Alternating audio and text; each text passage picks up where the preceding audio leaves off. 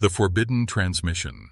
The Deep Space Monitoring Station on Luna Base hummed with the constant whisper of cosmic background radiation.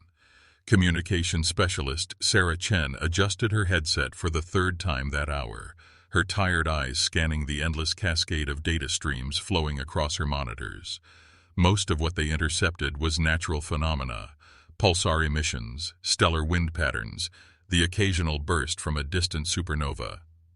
But tonight felt different. The signal came at 0347 hours, cutting through the electromagnetic noise like a knife through silk. Chen's training kicked in immediately as she isolated the transmission, her fingers dancing across the control interface with practiced precision. The signal structure was unlike anything in their databases, complex, layered, and definitely artificial. "Control, this is Monitor Station 7, Chen spoke into her comm unit, her voice steady despite the excitement building in her chest. "I'm picking up an organized transmission from the Kepler 442 system. The signal architecture suggests intelligent origin." Commander David Jackson's voice crackled through the speakers moments later. "Copy that, Chen. Can you clean it up?" Chen's fingers moved across her console, applying every filter and enhancement technique she knew. Slowly, the signal began to resolve into something more coherent. What she saw made her blood run cold. The transmission wasn't random. It was a distress call, encrypted with mathematical patterns that spoke of desperate urgency. "Sir, I'm reading what appears to be a distress signal," Chen reported, her voice tighter now. "The encryption is beyond anything we've seen before. It's not using any known human mathematical frameworks." Jackson appeared at her station within minutes, his weathered face reflecting the blue glow of the monitors. At 52, he had commanded deep space science for over 2 decades. But Chen could see something new in his eyes, a mixture of curiosity and concern that made her stomach tighten. "Show me what you've got," Jackson said, leaning over her shoulder. Chen pulled up the signal analysis on her main screen. "The transmission is coming from a fixed point in the Kepler 442 system, approximately 18 light-years from Earth. The signal strength suggests it's from a large installation or vessel. But here's the strange part." She highlighted several sections of code. "The encryption uses prime number sequences we've never seen before, and the mathematical constants don't match any known physics." Jackson studied the readouts carefully. "Have you tried running it through the xenolinguistic protocols?" "Already on it, sir." Chen's fingers flew over the keyboard as she initiated the translation algorithms. "The AI is having trouble with the base mathematical assumptions, but it's making progress." As they watched, fragments of text began appearing on the screen. The translation was rough, peppered with uncertainty markers, but the meaning was becoming clear. "Urgent transmission. Zephyrian Empire. Research Station, Beta 7. Gravitational collapse imminent. Station infrastructure failing. 200 research personnel require immediate evacuation, requesting assistance from any Zephyrian Imperial vessels. Repeat, this is a priority. Alpha distress call." Chen stared at the translation, her mind racing. "Commander, this isn't meant for us. This is an internal military transmission from something called the Zephyrian Empire." Jackson's expression darkened. "Zephyrian Empire? That's not in any of our contact databases." "No, sir, it's not. Which means we're dealing with a completely unknown alien civilization." Chen turned in her chair to face him directly. "And they're in serious trouble." The implications hit both of them simultaneously. First contact protocols were crystal clear. Any evidence of alien intelligence was to be immediately reported to Earth Command, and no direct intervention was permitted without extensive authorization procedures that could take months or years. Jackson's comm unit buzzed with an incoming priority transmission.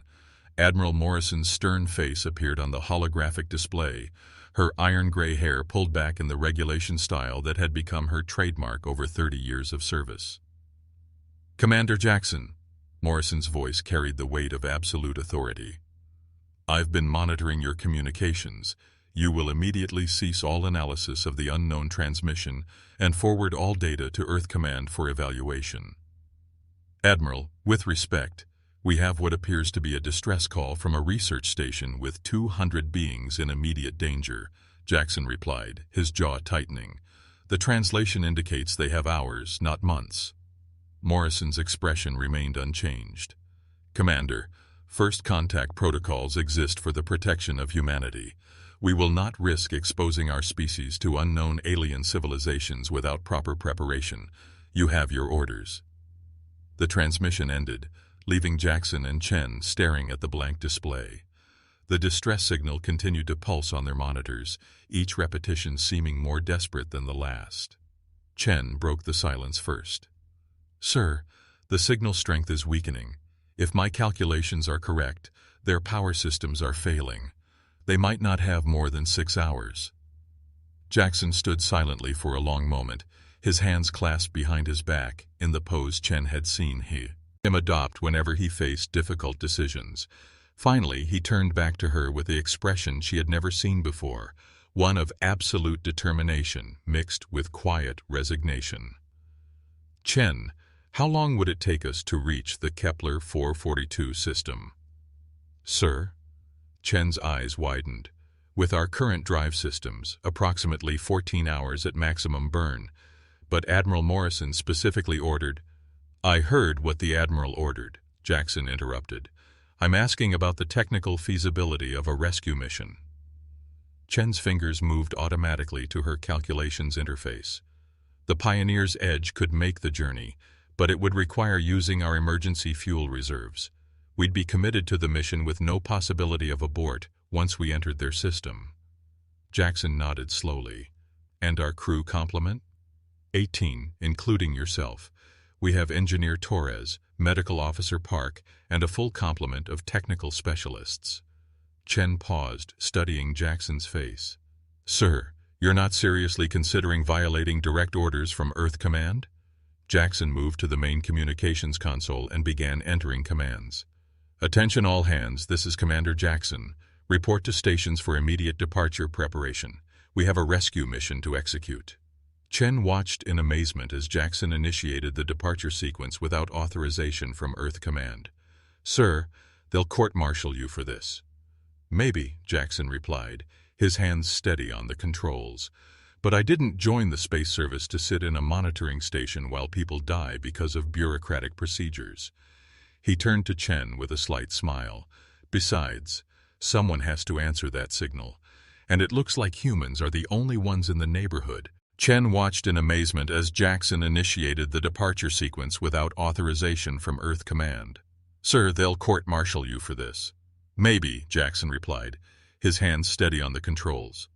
But I didn't join the Space Service to sit in a monitoring station while people die because of bureaucratic procedures. He turned to Chen with a slight smile. Besides, someone has to answer that signal, and it looks like humans are the only ones in the neighborhood. The Pioneer's Edge undocked from Luna Base exactly 43 minutes later. As they accelerated toward the jump point, Chen continued monitoring the alien distress signal, watching as it grew progressively weaker. The mathematical structure of the transmission was unlike anything in human records. The aliens, these Zephyrians, clearly operated on principles of physics that human science hadn't yet discovered. Chen, Jackson's voice came over the intercom as they approached the jump coordinates. I need you to keep working on that translation. We're going in blind, and any information you can extract might mean the difference between a successful rescue and a disaster. Chen nodded, even though she knew Jackson couldn't see her. The next 14 hours would determine not just the fate of 200 alien researchers, but possibly the future of human-alien relations. As the Pioneer's Edge engaged its jump drive and disappeared into hyperspace, Chen couldn't shake the feeling that they were crossing a threshold from which there would be no return. The translation continued to improve during their journey. The Zephyrian language was based on complex mathematical relationships that described reality in ways human languages never attempted. Where humans might say, the star is bright, Zephyrians would describe the exact photon emission rates, the stellar composition, and the gravitational effects on local spacetime. It was a language of absolute precision, which made their distress calls even more terrifying in their clinical accuracy. Structural integrity at 23% and falling. Gravitational shear stress exceeding design parameters. Evacuation pods non-functional. Repeat, evacuation systems offline. Estimated time to total structural collapse, 4.7 standard time units. Chen realized with growing horror that the Zephyrians were trapped on a research station that was being torn apart by gravitational forces. They had no way to escape, and their own people apparently hadn't received the distress call. "Commander," Chen called over the intercom, "I've got more details on their situation. They're not just in trouble, they're completely trapped. When humans break all the rules." The Pioneer's Edge dropped out of hyperspace at the edge of the Kepler 442 system, and immediately every alarm on the ship began screaming. The main view screen filled with a sight that made the entire crew fall silent in awe and terror. The Zephyrian research station was a magnificent structure, a crystalline spire nearly 5 kilometers long, its surface covered in geometric patterns that pulsed with dying bioluminescent light. But the station wasn't floating in empty space. It was locked in a decaying orbit around a massive gas giant, its lower sections already being stretched and twisted by tidal forces that no human structure could have survived for more than minutes. "My God," whispered engineer Marcus Torres, staring at the tactical display. "Look at the gravitational readings. That station is experiencing shear forces that should have torn it apart hours ago." Commander Jackson studied the sensor data with growing amazement. Their material science is incredible, but even their technology has limits. He pointed to several sections of the station that showed signs of catastrophic structural failure. "They don't have long."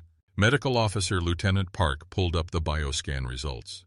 "I'm detecting approximately 200 life signs aboard that station.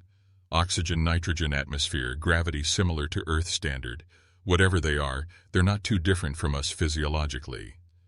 Chen's translation algorithms had been working overtime during their approach, and now she had a clearer picture of the situation. "Commander, I've managed to decode more of their technical specifications. The station is a deep space physics research facility. They were studying something called gravitational resonance patterns when their orbit decayed beyond recovery parameters."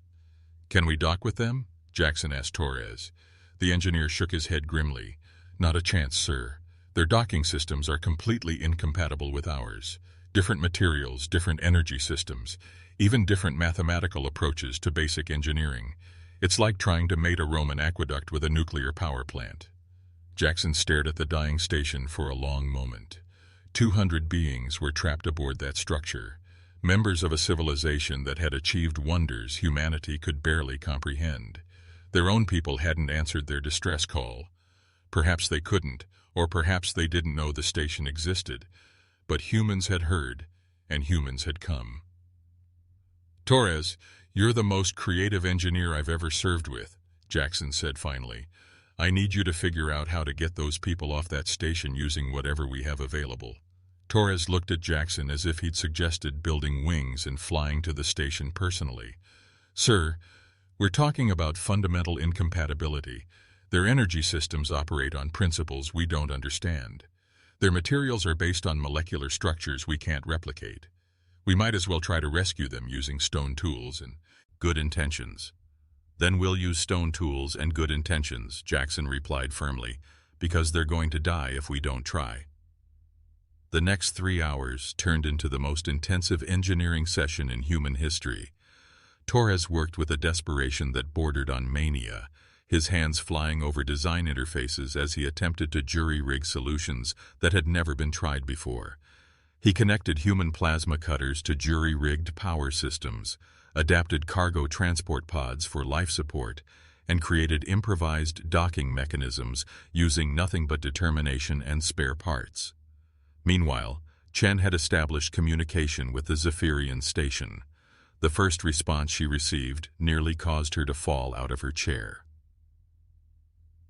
"Unknown vessel. Identify yourselves immediately. Your transmission protocols are primitive and inefficient. By what authority do you approach Zephyrian Imperial Research Station, Beta 7? Chen stared at the message for several seconds before responding. Using the translation matrix she had developed, she composed what she hoped was an appropriate reply. This is human vessel Pioneer's Edge.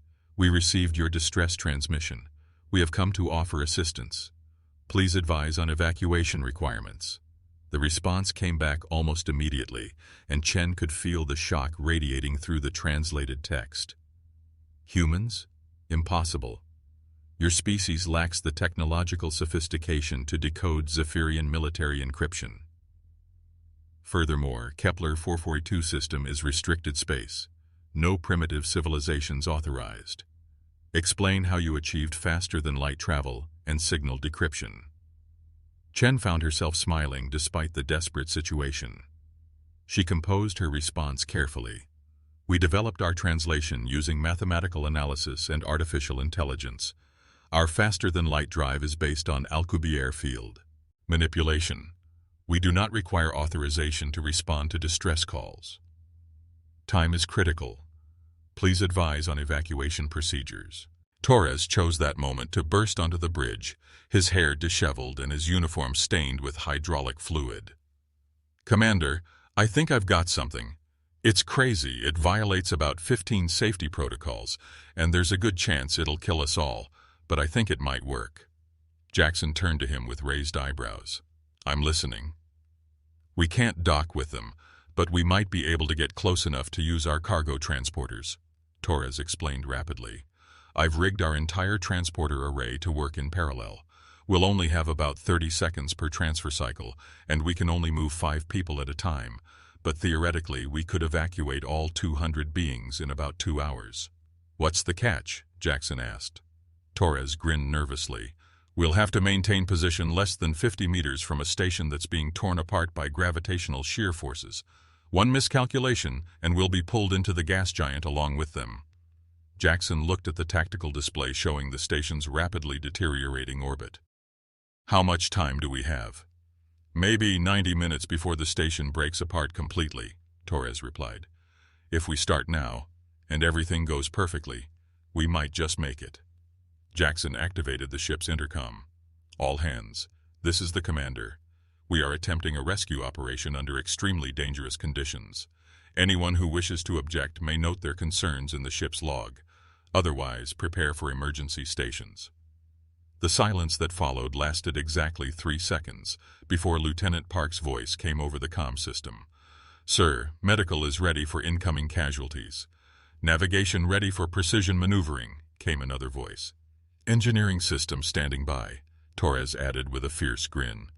Chen looked up from her communications console. Sir, I've explained our plan to Dr. Vex. Tari. She says no Zephyrian captain would attempt such a dangerous rescue, even for their own people. Jackson settled into his command chair and began the approach sequence.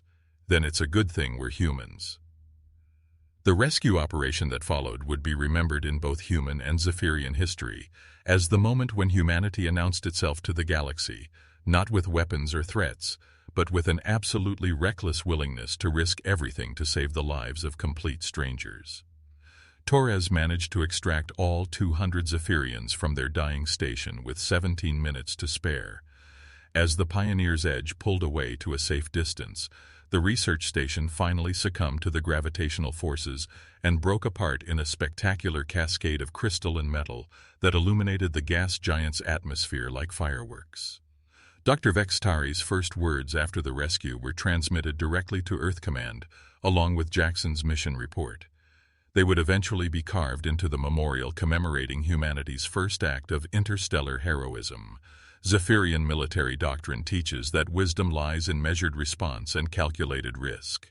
Human Commander Jackson, your species appears to calculate risk differently. You measure risk not against your own survival, but against your ability to help others.